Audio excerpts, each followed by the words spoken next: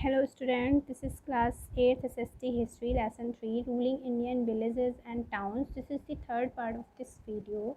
In previous part means in second part we had studied about permanent settlement and problems created by permanent settlement. Now in this part we are going to study about Mahalwari settlement. For the company, a major flaw of the permanent settlement was that it fixed the land revenue demand. जो company के through जो permanent settlement एक system create किया गया था उसका जो major flaw थी मीन्स जो बड़े डिफेक्ट्स थे, मेजर डिफेक्ट्स थे, वो सबसे बड़ा डिफेक्ट ये था कि that it fix the land revenue demand. जो उन्होंने एक फ़िक्स रिवेन्यू डिमांड रखी थी, फिक्स लैंड रिवेन्यू डिमांड रखी थी, वो सबसे बड़ा फ्लॉ था इनके परमानेंट सेटलमेंट का। With a fixed revenue collection, the company was unable to meet its rising expenses. जो उन्होंने एक फ़िक्स अमाउंट रख दिया था रेवेन्यू कलेक्शन का, वो उसके थ्रू कंपनी के जो राइजिंग एक्सपेंसेस थे, जो उसके बढ़ते हुए खर्चे थे, वो उनको कंप्लीट नहीं कर पा रहे थे, उनको कंप्लीट करने में वो अनेबल थे। Run administration and do trade, वो लोग एडमिनिस्ट्रेशन भी नहीं रन कर पा रहे थे and they are unable to do trade also.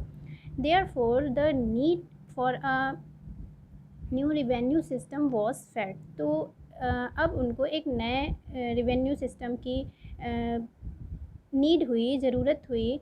The new revenue system which came in place was known as the Mahalwari settlement. Then उन्होंने परमानेंट सेटलमेंट की प्लेस पर एक नया रिवेन्यू कलेक्शन सिस्टम लेकर के वो लोग आए, जिसका नेम था, जिसको बोला उन लोगों ने Mahalwari settlement. It was devised by an English man Holt Mackenzie, जिसको किसके थ्रू डिवाइस किया गया था, किसके थ्रू क्रिएट किया गया था? Holt Mackenzie, English man Holt Mackenzie के through. This system was implemented in the north western provinces of the Bengal presidency in 1822। Bengal presidency के थ्रू ये कुछ जो नॉर्थ वेस्टर्न प्रोविंसेस थे वहाँ पर ये इंट्रोड्यूस किया गया सिस्टम, माहलवारी सेटलमेंट सिस्टम इंट्रोड्यूस किया गया, अप्लाई किया गया। These provinces today mostly constitute Uttar Pradesh. Now आज की डेट में ये सारे प्रोविंसेस जो हैं मोस्टली उत्तर प्रदेश में कॉन्स्टिट्यूट हैं। The term Mahal denoted a revenue state which could be a village और ग्रुप ऑफ विलेजेस। जो ये वर्ड है, टर्म है महल, ये किसको डिनोट करता है, क्या चिन्हित करता है? रिवेन्यू स्टेट, एक राजस्व स्टेट को चिन्हित करता है, राजस्व संपत्ति को चिन्हित करता है, जो कि एक विलेज भी हो सकता था और एक ग्रुप या ग्रुप ऑफ विलेजेस भी हो सकता था। Mackenzie considered the village as the basic revenue state because he realise the importance of the village as an important social institution in the north Indian society. Mackenzie villages को एक basic revenue state मानते थे, क्योंकि उनको ये realise हुआ था कि विलेजेस जो हैं कितने इम्पॉर्टेंट हैं इन social institution north Indian society में। As a social institution villages कितने इम्पॉर्टेंट हैं, इसलिए उन्होंने इनको बेसिक रेवेन्यू स्टेट माना था। He felt that this social institution needed to be preserved. He felt that this social institution needed to be preserve. Means उनको ऐसा फ़ील हुआ, उन्होंने ऐसा फ़ील किया, मैकेंजी ने ऐसा फ़ील हुआ कि जो सोशल इंस्टीट्यूशन है, मीन्स विलेजेस हैं, इनको प्रिजर्व करने की, इनको प्रोटेक्ट करने की आवश्यकता है, नीड है। He commission a detail revenue and social survey of each village. उन्होंने प्रत्येक विलेज का, हर गांव का, हर विलेज का सर्वे करना स्टार्ट किया और उनका एक सोशल डिटेल्ड रिवेन्यू, विस्तृत टैक्स रिवेन्यू जो था और को कमीशन करना स्टार्ट किया। एंड सोशल सर्वे, जो एक सोशल सर्वे होता है उस वो विलेज का, प्रत्येक ईच विलेज का सोशल सर्वे भी करना स्टार्ट किया।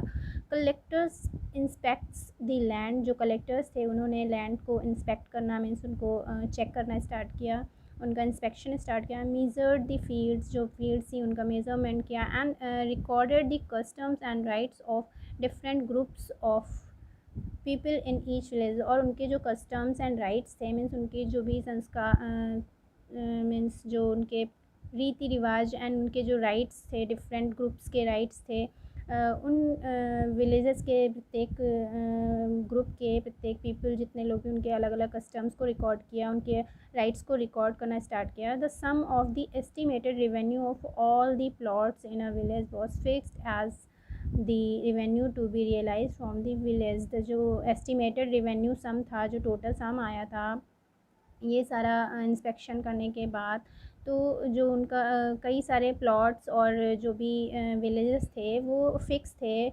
उनके जो रेवेन्यूज़ थे उन वो फ़िक्स नहीं थे और उनको फ़िक्स करने की ज़रूरत समझी फ्रॉम द विलेज. मीन्स जो however this revenue was not fix permanently. हालांकि ये जो रेवेन्यू था वो परमानेंटली फ़िक्स नहीं था.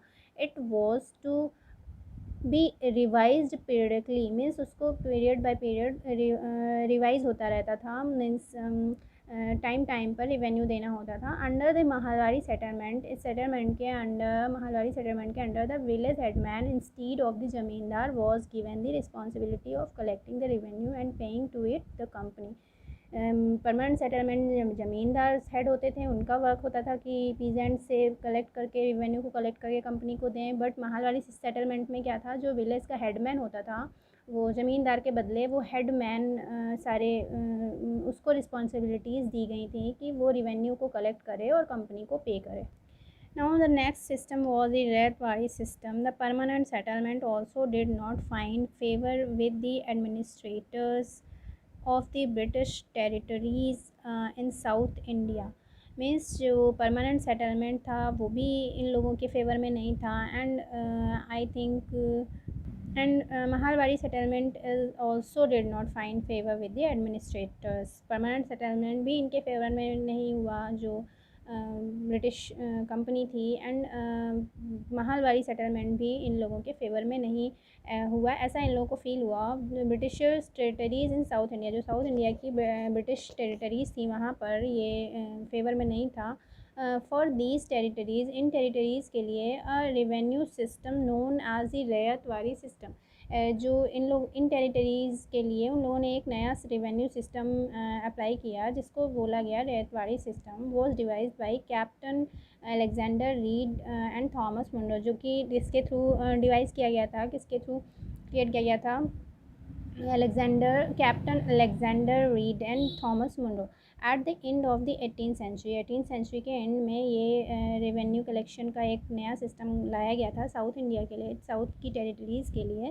The name of the system comes from the word rayot, which is the anglicized from of the Arabic word riyah, meaning a peasant or cultivator. जिसको anglicized means जिसको change किया गया था एक वर्ड, और means ऐसा साउंड करने के लिए, इंग्लिश में साउंड करने के लिए एक वर्ड था.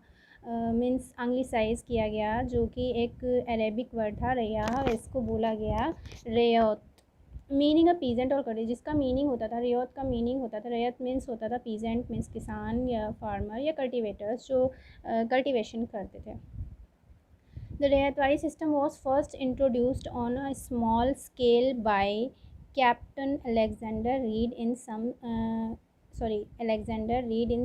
of the areas that were annexed by the company after the wars with Tipu Sultan. जो ये रैयत वाली सिस्टम था वो सबसे पहले कहाँ कब इंट्रोड्यूस किया गया था, छोटे स्केल में इंट्रोड्यूस किया गया था कैप्टन अलेक्जेंडर रीड के थ्रू.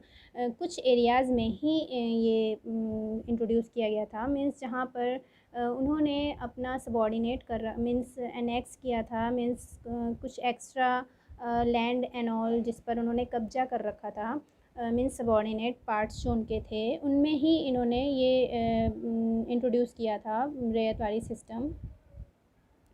बाय द कंपनी के थ्रू जो भी कब्जे में लिए गई थी लैंड और जो भी एरियाज़, उनमें ही ये सिस्टम इंट्रोड्यूस किया गया था. After the wars of with Tipu Sultan, जब टीपू सुल्तान से वॉर हुआ था उसके बाद जो इन लोगों ने एनेक्स किए थे प्लेसेस, लैंड एंड ऑल जहाँ पर कब्जा किया था, उन एरियाज़ में इन्होंने ये सिस्टम अप्लाई किया, Ryotwari system. Later, it was further developed and extended over South India by the governor of Madras Thomas Munro. और बाद में क्या हुआ कि जब और ज़्यादा डेवलपमेंट हुआ आगे की डेवलपमेंट में साउथ इंडिया में, जब इन्होंने अपना एक्सटेंड करना स्टार्ट किया, देन गवर्नर मद्रास और थॉमस मुनरो ने भी इसमें ये सारे रैयतवाड़ी सिस्टम्स अप्लाई किए। The Ryotwari system allowed the government to deal directly with the cultivators और ryot for the revenue collection. इस सिस्टम के अंतर्गत क्या था, मीन्स इसमें क्या अलाउ किया गया था, गवर्नमेंट को डायरेक्टली किसानों से, पीजेंट से या कल्टिवेटर्स से डील करनी होती थी, मीन्स उनसे डायरेक्ट रिवेन्यू वो लोग कलेक्ट करते थे। अब इसमें बीच में मीडिएटर की ज़रूरत नहीं थी। Captain Read and Munro felt the need for direct dealing with the cultivator because there were no traditional zamindar in South India. इनको डायरेक्ट डील इसलिए करनी पड़ी थी क्योंकि वहाँ पर ट्रेडिशनल ज़मींदार नहीं थे साउथ इंडिया में। So each cultivators field was surveyed separately to fix the revenue to be paid on it। तो इसलिए जो जितने भी कल्टीवेटर्स थे उनकी लैंड को ये लोग खुद जाके सर्वे करते थे सेपरेटली, मीन्स अलग से जा करके इन लोगों को सर्वे करना पड़ता था और सर्वे करके वो रिवेन्यू फिक्स करते थे, जो कि एक फ़िक्स रिवेन्यू उनके थ्रू पे करना होता था कंपनी को। मीन्स जो कल्टीवेटर्स थे वो रिवेन्यू पे करते थे कंपनी को direct. The cultivator was assessed only for the lands he was cultivating।